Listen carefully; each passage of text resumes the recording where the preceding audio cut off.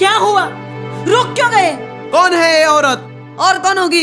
ये यही फौजी की माँ है जो बिना वजह मारा गया। हाँ, मैं उसी फौजी की अम्मा हूँ जो बेवजह मारा गया। हाँ, मैं उसी फौजी की अम्मा हूँ जिसने अपने देश के लिए जान दी। हाँ, मैं उसी फौजी की अम्मा हूँ जिसका एक ही धर्म था, देश की रक्षा। ना वो मुस्लिम था, ना वो हिंदू था, उसका सिर्फ एक ही भगवान, भारत माँ। यहाँ तो देश का तिरंगा कम और धर्म के झंडे ज्यादा दिखते हैं। आसमान एक, मिट्टी एक, खून का रंग भी एक। फिर क्यों देश एक, धर्म अनेक? फिर क्यों देश एक, भगवान अनेक? यहाँ कोई हिंदुस्तानी नहीं है।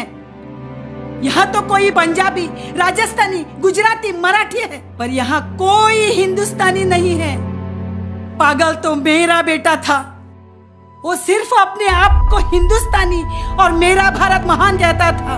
अब मुझे बोलो, आप कौन हो? मुस्लिम या हिंदुस्तानी? हिंदू या हिंदुस्तानी? नहीं है ना जवाब किसी के पास? नहीं है ना जवाब किसी के पास? अरे मैं बोलती हूँ, आप लोग इस देश के नाम पर, मजहब के नाम पर इस देश को बांटने वाले इंसान हो। आखिर क्या गलती थी उस माँ की, उस बेटी की, उस बहन की, जिसने अपनी इज्जत खो दी? आखिर गलती क्या थी?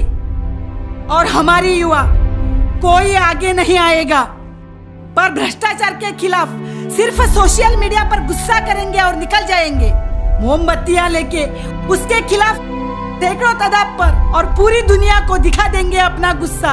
पर ऐसे गुस्से का क्या फायदा जो सिर्फ अपनी सोशल मीडिया तक ही सीमित रहती हैं। यहाँ तो सब बदलाव की बातें करते हैं, पर अपने आप को कोई बदलना नहीं चाहता।